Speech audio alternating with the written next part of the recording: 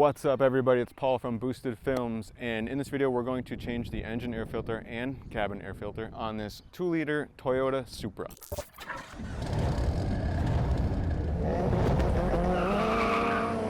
So we'll start off with some tools you'll need for this job. You'll need a flathead screwdriver, a T20 socket, and a ratchet with a little bit of an extension for that socket.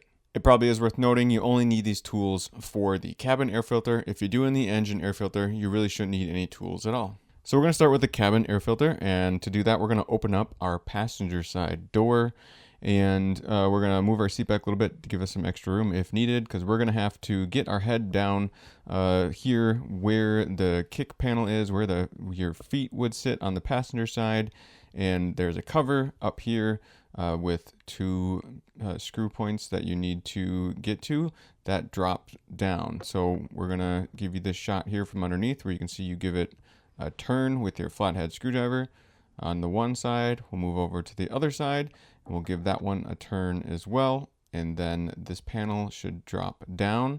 You'll need to watch where it kind of connects to this side piece towards the inner part of the car here, so you should be able to slide it down a little bit, and then once you slide it down you should be able to pull this plastic piece out. Now that's out, just pointing out those two spots. Of course we need to loosen up those screws. Now that that piece is out of the way, we're going to have to go back under the dash here, and we're going to locate the cover for our cabin air filter. And you'll notice there is a drain hose going to this cabin air filter cover. So one of the first things we're going to do is actually remove this drain hose. That should be able to just pull off with your hand. It is a flexible drain cooler hose, so you just kind of wiggle it back and you should be able to pull it off of the cover. We're just going to move it so it's out of the way. And next, this is what you need that T20 for. You need to be able to take two screws out so this cover will drop down. So we're going to utilize our ratchet and we're going to loosen up both of those screws. So once those screws are completely removed, there's still a latch kind of where it holds on each side. So if you give it a little bit of a squeeze, you should be able to loosen it up all the way on both sides. So once you loosen up both ends, that cover should just come off completely and your cabin air filter might just come out as well. So there's our cover and our old cabin air filter. Now this cabin air filter is of course not a perfect square rectangle. It's got a piece notched out of it, so you will be able to slide it out. You should just pull it down and slide it out and pull it out all the way. You can note that airflow direction where the air is coming from kind of the outside of the car, bringing it to the inside of the car in this case. So now you can see I always like to compare the old to the new. So we'll take this new cabin air filter out of its packaging and make sure it looks about the same as the one we removed. These are a bit flexible, so when you go to reinstall it, you should be able to give it a little bit of bend. Obviously it's a little bit curved when it's in there, so you should be able to kind of line it up and then just bend it a little bit to get it in place, and then slide it up. Here's a good shot of that cover, just showing you exactly what that cover looks like, how those side clips will work, and where that drain cooler hose reconnects. So back underneath, we got that cabin air filter in place, and we're just going to, of course, snap this cover back on. So you should be able to snap it up in place. Watch out for that cooler hose connection. Just make sure it's not blocking your cover when you snap it up in place. You should hear it kind of, or you may hear it snap in. It's also got the two screws, of course, that will line up and hold it in place as well. So that's what we're going to do next. So of course, go ahead and put the screws back in. Make sure they're lined up good. You should be able to get them started with your fingers first. You should be able to get each one of them started, and then use your tools to go ahead and tighten them up. So once they're tight, just go ahead and make sure that cover is on there good and make sure it doesn't just drop off or anything. And then go ahead and put that hose back. You should be able to reconnect it, line it back up, and then push it back in place. And here's a final shot just showing what everything looks like when it's back together. Next, we just need to put this plastic piece back up in place. So we're going to slide it back into its general spot here.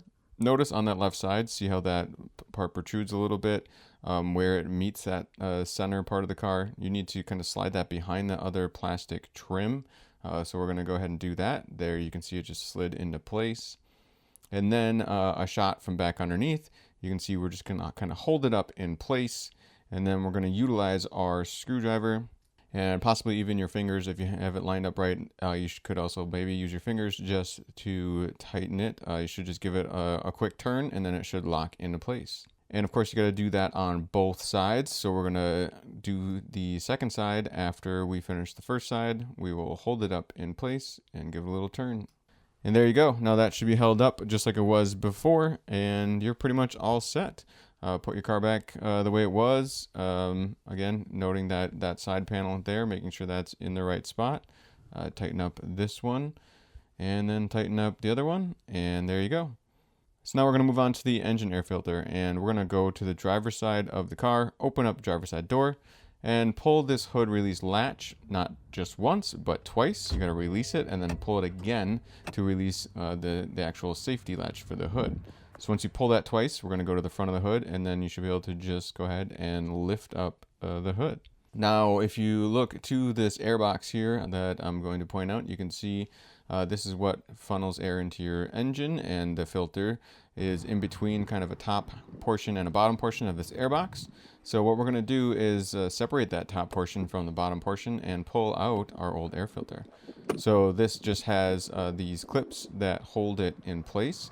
So we're going to go through one by one and pop these clips free so we're able to lift up this top portion. Again, there's just the 4 clips there that you should have to pull back basically out of place and lift up just a little bit, and then you should be able to get out your old engine air filter. Now, just like the cabin air filter, we're going to go ahead and make sure that this is about the same. This one actually, what we're putting in is a little bit thicker, but it did end up just fitting just fine in there. So we're going to go ahead and open up and, of course, take the plastic off of our old filter and then drop in our new one. Again, it should only go one way where it will fit. So you should be able to drop in your new engine air filter. Take a look around, double check, make sure it's sitting flush like this one is. And then line up the top half of your airbox with the bottom half. You might have to give it a little bit of pressure to hold the top half of the airbox down, but then those clips should kind of pop in place relatively easily. So we'll just go ahead and make sure all 4 of those clips are holding it back in place, and then you're pretty much all set. Just give you one final shot, close up, showing you these clips and how they're locked in place. And there you go. Now you just need to, of course, close your hood. If you have anything under your hood, take a double check, make sure you got everything out of the way, and then you should be able to close your hood. So that's about it for this video, guys. Thanks so much for watching. Hopefully you found this video helpful. Of course, I am just a guy on YouTube that likes to document what he does. So if I did something wrong, or if you know of a better way to do something that I did, please leave a comment in the comment section down below. That could help other people out as well. Also, if this process worked the same for your Supra, but it's maybe a different year than this one, or maybe even the 3-liter Supra, I don't know if the engine air filter is similar. But if you could comment if this process is the same or very similar for your Supra, that would be great. That could help other people out as well, so they could just check the comments on that. But as always, this is Paul from Boosted Films saying thanks so much for watching.